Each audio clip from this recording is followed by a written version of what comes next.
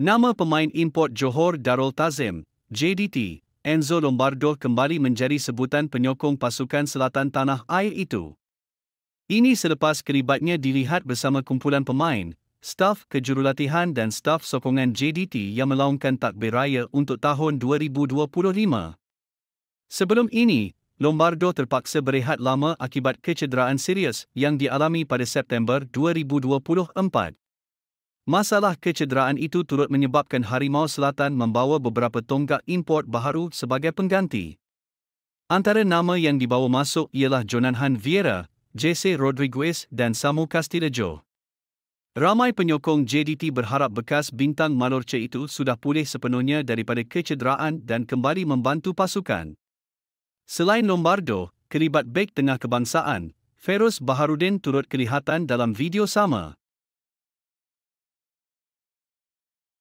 Ketua Jurulatih Harimau Malaya, Peter Klamovski, tidak berselindung berkongsi mengenai perancangan utamanya untuk menggempur juara Piala ASEAN Mitsubishi Electric, AMEC, 2024, Vietnam, dalam perlawanan kedua pusingan ketiga kelayakan Piala Asia, Jun depan. Selepas melihat prestasi menakjubkan daripada Hector Haville, pengendali kelahiran Australia itu yakin terdapat ramai lagi pemain warisan yang sedang berkelana di luar negara akan memperkuat skuad kebangsaan mencapai objektif utama ke Arab Saudi. Sebelum ini terdapat desas-desus mengatakan pertahanan Sabah FK yang beraksi dalam Liga Azerbaijan, John Irazabal Iraurgi, dilaporkan bakal menjadi sebahagian Malaysia menjelang aksi akan datang.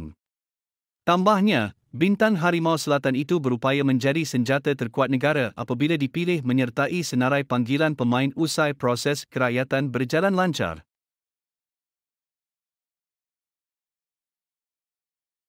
Ketua Jurulatih Harimau Malaya, Peter Klamovski, yang sudah menetap di Malaysia hampir 4 bulan tidak melepaskan peluang mengucapkan selamat Hari Raya kepada semua rakyat tempatan yang menyambut kemeriahan itu.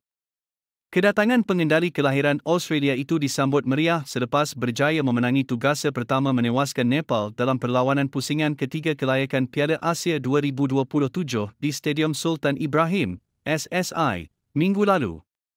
Klamovski bersama barisan kejurulatihan yang lain dilantik oleh Persatuan Bola Sepak Malaysia, FAM, bagi mengemudi skuad kebangsaan mencapai objektif utama iaitu layak secara merit ke Arab Saudi.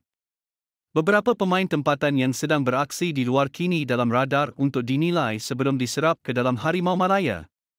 Katanya, dia memerlukan sokongan padu peminat tanah air untuk berada di belakang Harimau Malaya bertemu Vietnam di Stadium Nasional Bukit Jalil, SNBJ, Jun ini.